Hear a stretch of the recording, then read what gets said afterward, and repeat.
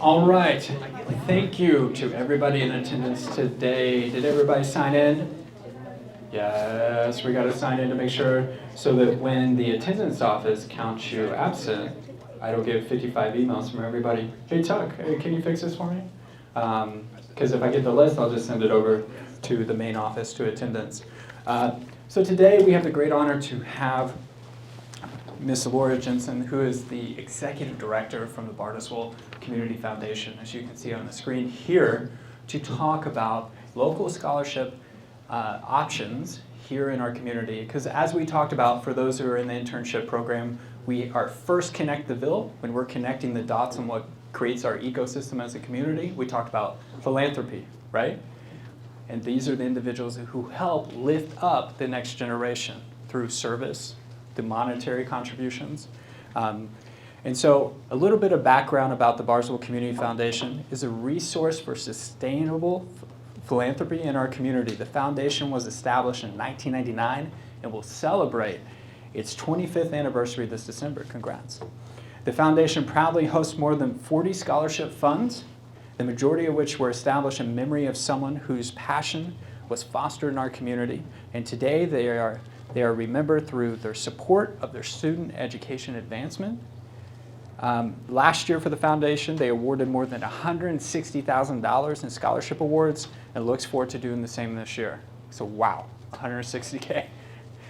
So a little bit about Laura today. She's the Executive Director of the Bartlesville Community Foundation, and she's been a member of the foundation team for 7 years. Laura is a graduate of Kansas State University and holds a master's in business administration, so an MBA, from Rogers State University. So I graduated from RSU in Claremore. So Laura has been involved with many organizations in our community as a volunteer and enjoys helping our community grow. Laura proudly funded more than her first 2 years at college through scholarships and finds great joy in helping students learn how they can do that too. So I'm going to hand it over to Miss Laura, okay?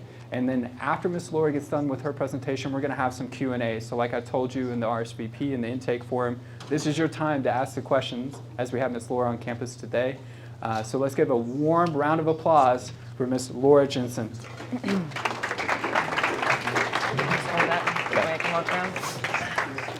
Okay, thank you, Mr. Tucker. I'm going to learn how to do this probably the wrong way. Here's a little bit about me. It's exactly what he said. He said it far more eloquently than I probably wrote it, so I'm going to skip that slide. I'm going to talk a little bit about the foundation, just a hair about the foundation first. Then I'm going to talk about funding sources as college students next, and students entering into the college world. And then we'll go into Bartlesville Community Foundation scholarships specifically. So if at any point you do have a question, though, please raise your hand. I'll call on you, and we can answer those while we're in the discussion. That way we don't get lost on that later on or we all forget. So the Bartlesville Community Foundation, as he said, we were established in 1999. Our mission is a simple way to do good works. That's very vague because what we do is very broad. The foundation essentially is we start funds to benefit charitable work in our community based on what the donor wants to do. So a lot of the scholarships we'll talk about later are named in memory of someone because the family or the community started the scholarship to remember their work and to support education in our community and you guys going and furthering your education. So I'm not going to get too much in the weeds on that. Our impact area is Washington, Nowata, and Osage County. Primarily Bartlesville and Washington County, and we do have scholarships that go outside to Nowata, Osage, and some counties in Kansas because it just depends on what the donor wants to do when we start a scholarship fund. The reason I'm talking about this is because hopefully at some point in the future, this nugget will come to your thought. A lot of these scholarships benefit area students, benefit students like me. And now, as a professional, I can think back and wonder how I'm in a place now where I can start helping students like you and other people in our community through community foundation work. So that's the general overview of the foundation I'm going to give. We do a whole lot of great work, but at some point in the future, maybe you'll work with a community foundation. So financial assistance comes in 3 buckets. The first one is grants, the second one student loans, and the third scholarships. Grants and student loans you are applying for through your FAFSA. So if you haven't already done that, I know this year's FAFSA calendar was a little different, but please make sure that you fill out your FAFSA because that FAFSA application is actually a requirement on all of our scholarships.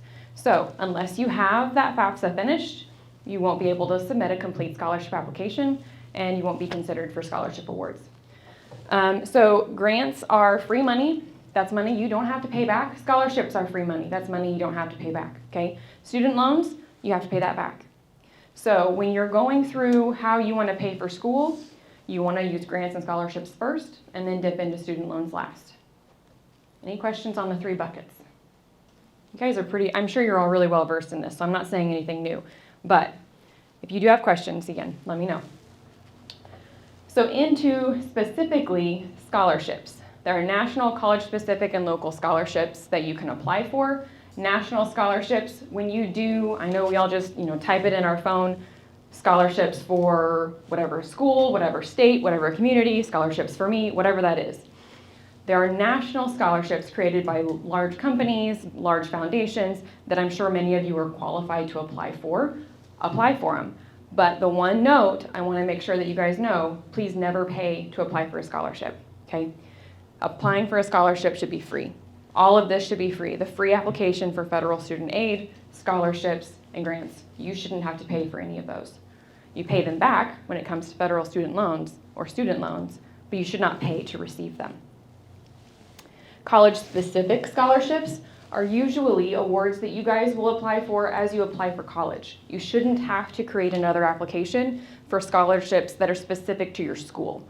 When I say scholarships that are specific to your school, for example, Kansas State University, when I applied, there were extra scholarships applied to my financial aid account when I enrolled. Those were things that I automatically applied for by applying, or qualified for by applying to the university, and then my degree program.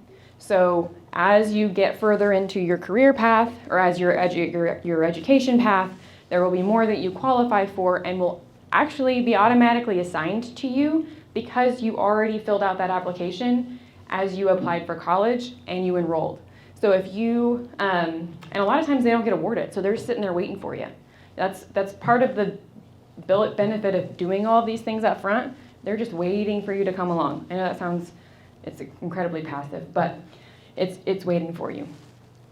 Local scholarships are like the Bartlesville Community Foundation or Rotary Club or Kiwanis, or think of other civic groups that maybe you have a parent in or a friend in, or maybe a mentor in an internship program. All of you guys are in internships or planning to be in internships through the school. Think about where you are doing an internship at, or where your parents work. Likely there's a scholarship that's there waiting for you. You need to apply for it. So local scholarships include the Bartlesville Community Foundation, and we have roughly 30 on our website. Talked a little bit about how you should never pay to apply for a scholarship or financial aid. These are the kind of the 3 things that we want you to really key in and pay attention to for the foundation scholarships. FAFSA is free and it's required. We require it because when you fill out that FAFSA form, you immediately become eligible for other opportunities, and we want you to be eligible and receive anything that you are qualified to receive, any funding you're qualified to receive. That includes whether you're going to a college or university, a tech school, a trade school, whatever that is, whatever your next step is, this can be applied to you. Apply for as many as you're qualified for, and remember where you applied. So a lot of times the things that you apply for now and receive, you can get again.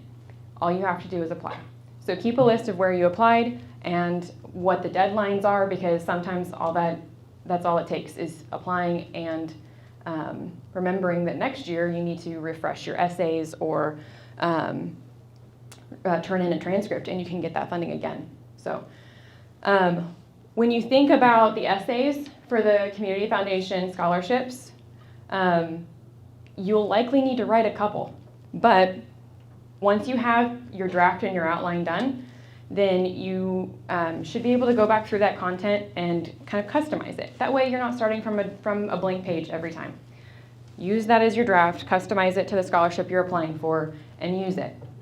but make sure that it does actually fit the criteria for the scholarship you're applying for. We absolutely know when we read the essays, because we read the essays, all 1,000 of them that we get, we read the essays and we know if this is a scholarship for a student that is in a specific sport and you don't reflect on that sport, we know that you weren't paying attention, you're just putting stuff together. So that takes me to the next point. Pay attention to the requirements and the directions. Simply submitting a complete application could mean that you are awarded a scholarship. Your FAFSA, your letters of recommendation, and every piece that that scholarship asks for. So what will I need? Talked about these. You're not going to be required to do all of these for every scholarship, okay? But like I said, we have quite a few on the website. Each one has different requirements. So not all of them require an essay, not all of them require official transcript. Some scholarships you apply for might require a resume. We do not. We do not require a resume on any of our scholarships. What that means is if you submit a resume, I'm throwing it away, okay? We aren't looking at extra pieces to the packet you submitted. If you check all the boxes, that's what we want to see. We don't want to see any more or any less, okay? We put all the details on the scholarship pages, hopefully to make it easy for you. When you look at that and say, oh, I don't need to write an essay for this, great, you don't have to worry about it. I don't need to do a resume, great, don't worry about it. So those are kinds of the things that you need to think about, whether it's the foundation scholarships you're applying for or other scholarships you're applying for. It's likely going to be in this realm. Other things you might need to look for if you're applying for a scholarship that's specific to a degree path, you might have to justify that you're actually going to school for that degree path. So you might have to work with whatever college counselor you're with or the department that you're applying to get a letter of some kind that proves that. But usually it's on your transcript. So if it's not, or if it is, then you don't have to worry about it. Any required test scores. Foundation does not accept any test scores on our applications. Sometimes they're included on your transcript, so we don't consider them, we don't include them to the committee that reviews them. But we don't include or consider any ACT, SAT test scores when you submit or apply to our scholarships. Okay, after you've applied, one, keep a list of where you applied and when their deadlines were and when their next deadlines are, because that's quite frankly the biggest mistake we see is students who forget to turn something in. You've immediately lost an award there. Know how you'll be notified. Anybody who receives a scholarship from the foundation will be notified either by email or phone call from me, or and first at an awards assembly at your school. So all the scholarships that we award for a student at Bartlesville High School will receive an envelope and recognition at the scholarship assembly in May, or awards assembly in May. Once you accept an award, to accept an award, there's usually a process. So again, if you're applying for national, local, regional, whatever scholarship you're applying for, you likely have to tell them, yes, I want that scholarship. Because they don't know if maybe you received a full ride for whatever reason, maybe you decided not to go, maybe maybe it doesn't fit anymore. Maybe you changed school choices. We don't want to send a scholarship check to the wrong school. So you have to accept the award, tell us where you're going, and then tell us how to send it, because we'll send those scholarship dollars directly to your school so they can be applied directly to your tuition cost, okay? Can you apply again? A lot of these scholarships do let you apply again. Keep note of that, because you don't want to be missing out on these free dollars. Okay, we're gonna get down to BCF specific scholarships. Our applications close on March 15th. That's the Friday before spring break. Each scholarship does require an application, and all of those forms are on our website. The only thing that you should be submitting outside of the form on our website is sending us a transcript from Parchment or wherever you get your transcripts from. The second biggest mistake that we see is someone not sending an official transcript. Okay? Official transcripts are sealed and signed by your counselor's office or sent directly to me from Parchment. If they say given to student or unofficial, I can't consider that. Okay? It has to come directly from the source. Decisions for Community Foundation Awards are done by a scholarship committee. They're not done by me, they're not done by staff. We have a committee of community members that review all of those scholarship applications and then make nominations to our board for awards. So there's a bit of a process there. And then awardees will be notified by your awards assembly. Okay, I think that's pretty much my overview, but scholarship specific questions I'm happy to answer right now or go over any of the other things that I touched on in this presentation. Yes? The recommendation letters, I was looking through the website and a lot of them require 2 Mhm. for each one. If I want to apply to multiple, do I need to find like 4 different people for each one? No, so it depends on what the scholarship is and who you're asking for that letter of recommendation. So if you, I think all of them are like a counselor or a teacher, and then maybe a community member or someone who's not related to you, okay? So that counselor or teacher, that's fine. What I encourage you to do though is tell whoever you're asking for a letter of recommendation what you're applying for. That way they can write it in a way that's either not specific or touches on all of the attributes that that scholarship is looking for. Okay, so if you're getting a counselor recommendation and you're applying for a science scholarship and they don't ever mention your talent in that field, then it may not help, but it's not going to hurt you. It just may not speak to the skills that scholarship is looking for very accurately. Okay, so you can certainly get copies of letters of recommendation. Same thing on transcripts though, has to be official. So it's going to be sealed by that teacher or whoever's writing it in an envelope, and they're going to either initial it and mail it to our office or deliver it to our office, or there's a scholarship email on our website and they need to email it directly there. If you deliver it, then it's not from the source. Okay? Awesome. Let's go ahead and we'll have the ability for you guys to ask some more questions. Let's go ahead and pull up the website for the kids, and so that way we can run through some of those. Email, that's always fun. Worst part about being an adult? Email. Did you get Controls one? your life. It does. It's a black hole for me.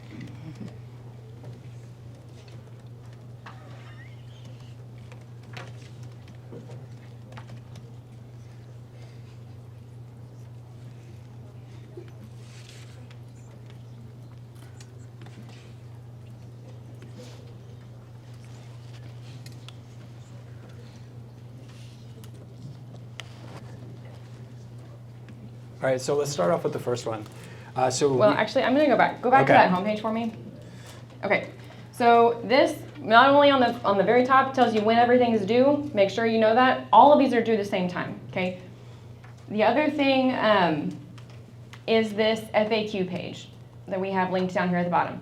This is an incredible resource that our team has developed in the last couple of years. Pretty much all the questions you might have are going to be here. If they're not, then I'm going to take a mental note and we're going to add them, because this is a very useful resource. So I'm available to you guys if you have questions. My team is available if you have questions. But look here first, and if it's not there, then go ahead and give us a call, send us an email, whatever it is. I wanted to feature that because that's a great tool for you guys. Hopefully it saves everybody some time. Yeah, and that's a great resource, right? Because look, it's hard. It's just like going through an interview, right? It's pretty much you are sending out this packet about this is me, and I want to win this scholarship so I can pursue my dreams in college, right? So it is an awkward process, but you have a great resource here with Ms. Laura and the BCF. So let's go ahead and take advantage of it. So the first one on the list is the Birdies for Scholarship. Mm-hmm. This one's open to students who are graduating from Bartlesville High School and are associated with a high school golf team. So I can think of one individual in here, Mr. Patton over there, right? Yeah? That this potentially could be applicable to, and maybe some other individuals that aren't in the internship program that I don't know as well. Can you kind of talk about the history of the scholarship and what they look for in the selection? So really what we provide here is exactly what we want you to know. We want you to know this is a $2,000 award, okay? It's payable the first 2 semesters of your college. This is an important detail to consider too when I say make lists, know what you applied for, because the second half of this is dependent on you turning in a transcript after your first semester of college, okay? So when we ask you to accept the scholarship, we tell you in December on X date, we need a copy of your transcript to show, one, that you completed your first semester and you did it with 3.0 or higher. 2, that you are enrolled in the spring and this scholarship is going to be attributed to your tuition, okay? If we don't know that, then we can't send a scholarship. So that's an important detail that you should see at the top of all of these awards, whether it's payable 50% by semester, whether it's paid 100% your first semester, or if it's a multi-year award. So some of these you are awarded right away, and it just continues and you don't have to apply for it. We just need that communication from you that says you're still enrolled in school, you're still doing what you say you're going to do. And this one isn't degree specific, but if you have changed degrees, that might affect the awards that you've received. Awesome. So, oh, there it goes. Hey, Kevin. So, Will, this is definitely one. So, definitely take a picture of this guy and get it. And you and I will follow up to make sure you get that taken care of. So, this one just requires an essay, 500 words or less, Will, and the standard transcript and the FAFSA being completed. When you write your essays, we're not looking for some, grand achievement that nobody else has done. We just want to know about you, okay? We don't want to ask, what's unique about you. We just want to know about you and how this scholarship might be the best fit for you, okay? So don't stress over trying to find some grandiose thing that's ever happened, or stress, try not to. Just try and meet the criteria that is on the application. Okay. How many of these scholarships that are listed on the website are specific to BHS? Majority are specific to BHS. Well, I'd say probably 80% are Okay. either specific to BHS or Bartlesville students. Okay. Yep. Now, and I'm thinking about a few of the kiddos in the back that I know specifically about their academic pathway. A couple of them did apply to engineering specific Okay. Degree pathways, correct? So I'm thinking about specifically looking at a few of you in the back. So I would definitely, and I can't remember what So the Blair name. Thompson Russell is just for students who are pursuing education. So teachers, if you want to be a teacher, this is one you need to apply for. The other one for teachers is the Carol Ann Cohn Legacy Scholarship. So if you are interested in education in any way, those are two awards that might be a good fit for you. Dee Dee Bosinger, if you have any interest in aviation or STEM, this is going to be a good scholarship for you to apply for. David King Memorial and Jane Phillips Society, those are medical associated scholarships. So if you're interested in anything medicine or healthcare, those are going to be a good fit for you. Let me think here.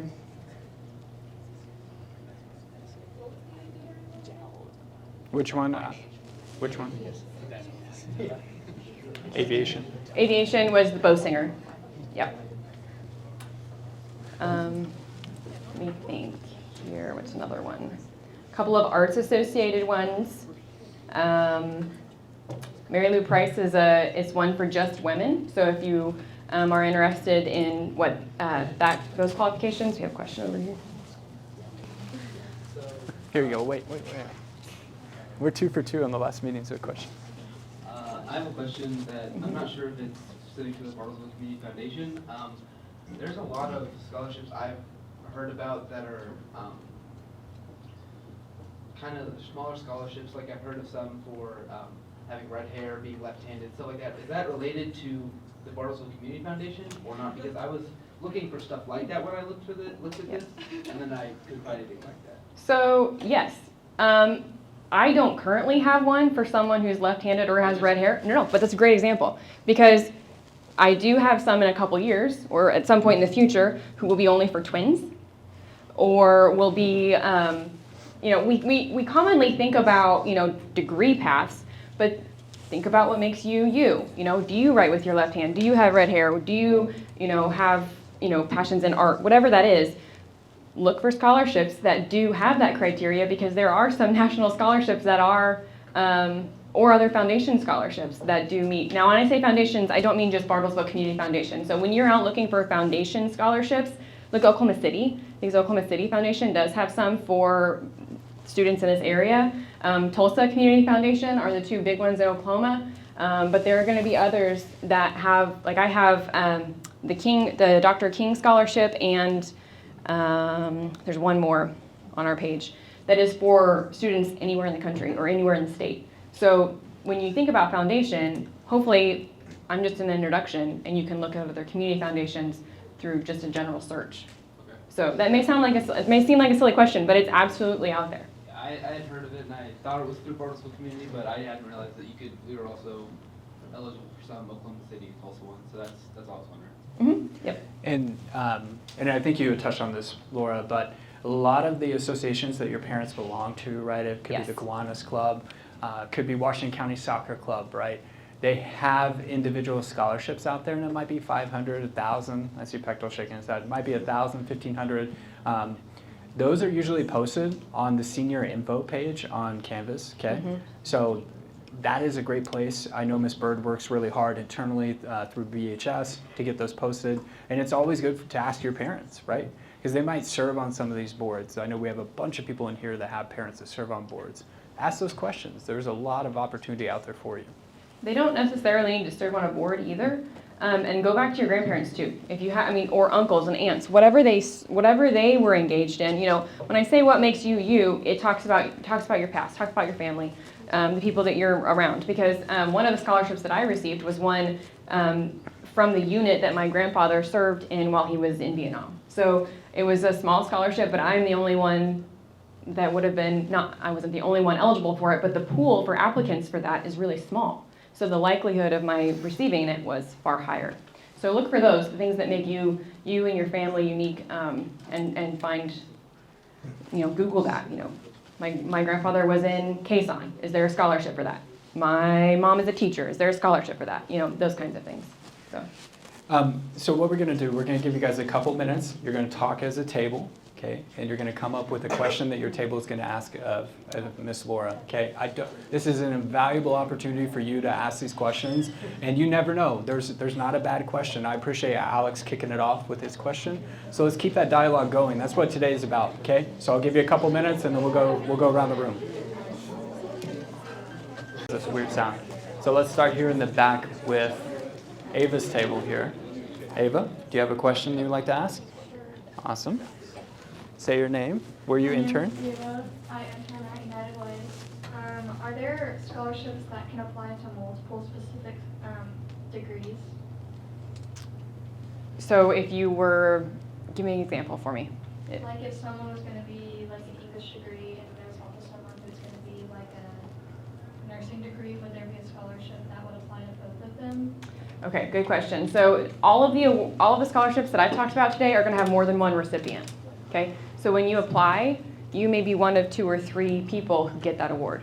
Okay, so when you look at it, don't discount yourself because maybe you don't have the top of all of the criteria. More than one student will likely receive that award.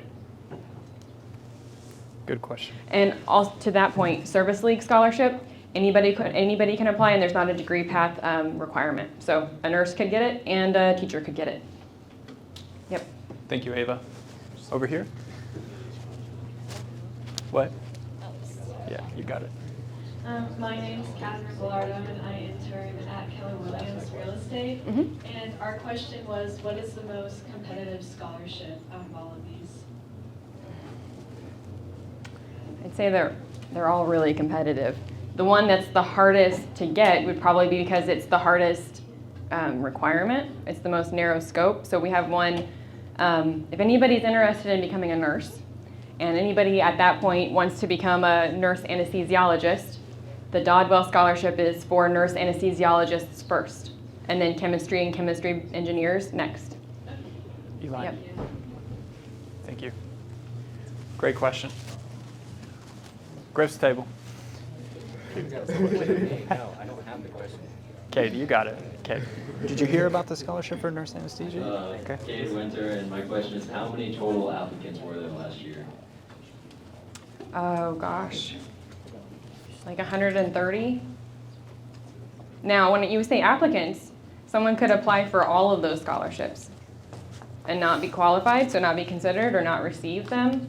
So 130 applicants over 30 scholarships, and some of them, so the Service League will award probably 4 or 5 awards. Jane Phillips will probably award 18 to 20. So you've got good odds. And how much is the Jane Phillips scholarship? $2,000. Wow. Yep. So they give out a ton of money. They want to give it all out. They want to give it Yeah. all out. Thank you, Jane Phillips. All right, we're here at the back. Who's going? Hi, I'm Lily Talbot. So you said some of the scholarships are like renewable, until you get your degree. Is that just if you do like a traditional 4-year degree? Nope. As long as you meet the requirements of the scholarship, you can apply for it until you're not eligible anymore. Okay, thank you. And you were considering majoring in computer engineering. What? Bioengineering. So that was, when I look back here with you two, I was thinking about engineering. All right, so here at Nevaeh's table. So if you have, let's say, 2 applications were almost identical, and one maybe had a better letter of recommendation, and the other had a better essay, kind of just like, how much is each criteria worth or weighted? So a lot of these are done on like a grading scale. And so when our committee reviews the applications, those scores are all compiled and then awarded from there. I was trying to think of a thought came to my mind. If it comes back to me, I'll bring it up. But there's not all the dollar amounts, the scholarship amounts are going to be the same. And then it's depending on the reward requirements. So some of these are based on household income. And so if that number really, adjusts the way that can be scored differently. So a lot of times if you have a really competitive essay and a really competitive letter of recommendation, it's going to come down to other factors. Like how many things you're involved in and how long you were involved in them. So we don't really want to see a laundry list of things you're involved in. It carries much more weight to see, involved in 5 things for a long period of time, Good question, Nevaeh. And right, some of them are going to be needs-based. So it's going to be a factor of just like, that's why the FAFSA is so important, right? Because it's going to show your expected family contribution, so your EFC. And that will weigh in not only for scholarships that you're applying through the BCF or other organizations, but that's also what factors in what Pell Grant you get. The money you don't have to get back is that EFC. So in the new FAFSA, we'll see. Like I think I saw Mr. Wolf. Good luck. Well, yeah, it's still getting figured out. It's still in beta. So all right, Timber's table. Who's gonna ask? Pacto. I'm scared. I'm Jonathan Peck, and our question is, are there international, do scholarships transfer over to international? Wherever you're going to go to school is where we'll go. Now, some of these, it does say only for a student attending OSU, RSU, whatever that is. Then there are others that say we don't have a college preference. Good question, Pacto. All right, who's going? Abby? Say your name. Where are you entering? My name is Abby, and I intern at Hope Pediatrics. What should you do when you're accepting the scholarship? Like when we told you've been awarded and you want to accept it, it'll come with a form. So we'll send you an acceptance form that lets you tell us where you're going to school, what your student ID is. That way, when you send the scholarship to your school, it's given to the proper student's account. Now, if you haven't decided where you want to go by the time we've offered you an award, you just tell us when you're ready. You'll have to decide, I think by June 30, you have to have all of that pretty well lined out. So you just have a little bit of time after your awards assembly to have made that choice. So if you haven't, then just let us know when you have. Good question. Caitlin? One of you go. One of you go. I'm Dahlia, and our question was, in the essays, are you trying to is the better approach to make the reader get to know you and get to like you more, or feel bad for you? What's the best approach there? I think you can tell them and have them get to know you without them feeling bad for you. Describe a situation that may have been bad, but you usually are trying to tell them how you came out of it, right? So you're not necessarily giving them details on something awful, but maybe giving a highlight to some event that happened and then how you overcame it. Okay, so you're trying to be positive. Thank you.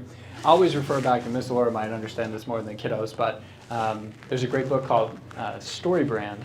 And so what Story Brand does is a guy who used to write scripts for movies, right? And so basically there's 7 components of every movie script that once you know it, you're going to see it when you watch a movie, right? So the basic thing is there's a protagonist, right? There's a hero that has to overcome some feat. Now it could be some legit feat like, hey, I got to beat the Warriors, right? In the NBA Finals. How am I going to do it? I'm an 8 seed in the playoffs, right? How am I going to pull this off? Or it could be something that's internal, right? That you're trying to overcome from a personal or professional level. And there's always a guide, like an Obi-Wan Kenobi for my Star Wars peeps out there, who guides you along, who sets you up for that ultimate test, if you're going to pass or you're going to fail, right? So when you're framing your story, frame it from the standpoint that I'm not the hero of the story, right? I'm not the hero of the story, okay? Somebody helped me become who I am today, and this is how they helped me overcome it. I think it takes you being humble and realizing that there's people contributing to your story and your success for you to really see the bigger picture of how everything's connected, right? It's why we have Connect the Bill for our interns in here. We have to step back and see every factor that plays into it. So yes, I get it, right? It's like, look, like there was a guy I met at TED Talk person who lost his legs on a snowboarding accident, right? And that's what he used. He talked about his story and overcoming it, but he used that. It wasn't feel bad for me. It was like, look how I progressed after this happened, and these were the people who helped guide me and get me back on the path. So yeah, it's telling that story and painting yourself in a picture where it's like, hey, this is me. Don't feel bad for me, but look, I can overcome adversity, right? I'm set up to be successful, and the scholarship fund's going to help me do that. Morgan. How long will it take to receive, or know if you got the scholarship on So we will tell you at your awards assembly. that? Okay. Yeah, so you're going to apply on by March 15th. And then our process takes every bit of that period between March 15th and your awards assembly. Okay. Yeah. So the thing is, we don't notify someone who didn't receive an award. So if you don't get notified, then that wasn't selected. So the thing, the old saying, right, the old adage, no news is good news, is Right. not the case here. It's not the boys and case. It's not the case It's here. no No news news. is unfortunate. Okay, we're over here. Who we got? Wyatt? Love the hat. My name's Wyatt Lindley, and I was wanting to know the difference between a grant and a scholarship. A grant and a scholarship? Okay, so your grants are going to be things that you receive through, through the FAFSA, your FAFSA application, Pell Grants. Grants are dollars that you would receive that you don't have to pay back, as long as you meet the requirements of that grant. So with a grant, can I take that money and put it in my pocket and say to use it for something that I need for college? I think it depends on the requirements and how it's distributed to you. Likely those Pell Grants will go to the college and be applied towards your tuition. And depending on the school that you go to, if you receive more awards for your freshman year, they'll likely carry over to your sophomore year. I know some schools will pay that to the student, and then you can use that for living expenses or books or whatever else that you need to be at college and live on. But they'll likely carry over to the tuition expense for your next semester or your next enrolled year. Okay? Mm-hmm. Wyatt, that's definitely a good question. That reminds me of when I was playing soccer in college and then I get the extra money back and my school distributed it back. I didn't use it very responsibly. And the story from my head coach, he bought a car and then wrecked it like 2 days later with his extra money because he's on a full ride for soccer. I'll give you a caveat to that. I got extra. My college paid me back. I put it in an account and I paid off my student loans with it. Yeah, I definitely didn't do that. You definitely should listen to Miss Laura. Yes. So we will talk about the fun I had in college. That's another conversation, another lunch. All right, in the back. Will, I know you got it. Our question was, are there more need-based or need-based or merit-based scholarships on the website? I'd say they're pretty even. And it tells you, if it's a needs-based scholarship. Do you have a question, Angie? No? Okay. Over here, somebody other than Alex. For like engineering scholarships, is there, do they cover all of engineering, or is it for just specific categories? It will likely say. We have a few that just say STEM or STEAM scholarships, but we do have a couple that are specific. Like I mentioned before, the Dodgeball Scholarship, that is chemical engineering, or nurse anesthesiologist first priority. So chemical engineering, if you're interested in that, that's a good one to apply for. Otherwise, anything STEM, will qualify under there. Now, when I say STEM, you need to kind of think about, a lot of these scholarships will give you the history of that scholarship, so you kind of need to mold your essay in a way that speaks to the awards committee so that you can say, I'm best qualified for this. You know, maybe the family history on that was someone who majored in biology, but you're applying and you're majoring in chemistry. So just speak to that, you know, speak to why you might be more qualified. Go from there. Thank you. Any other questions? Okay. Everybody that's in the room today, there's no excuse why, now that you have all this great information, and thank you to Ms. Laura for providing it today, providing the food. You have no excuse why you don't apply for at least one of these scholarships that is on the BCF website, right? You've got all the tools, all the knowledge to do it. Now, there are some tools out there that I will provide you. I'll provide you with a presentation from today, and then also some templates, like a sample email when requesting a letter of recommendation, right, or a reference letter. So I'll provide you with some additional tools that we provide through the internship program, because it can be awkward to ask for that letter of recommendation and who you should ask it from. So we'll provide you some tips, and then I'll collaborate with Ms. Laura and potentially come up with like a Google Sheet where help you guys track all the applications you're applying to. I know you can go out and create your own, but maybe we just have a stock one, like, hey, and then it's another reminder. You see that BCF logo and a link to the website. Hey, I've got to apply for those scholarships in addition to other ones. So I appreciate everyone coming today, and let's give another round of applause for Ms. Laura and the Bartlesville Community Foundation. Thank you. Thank you, guys.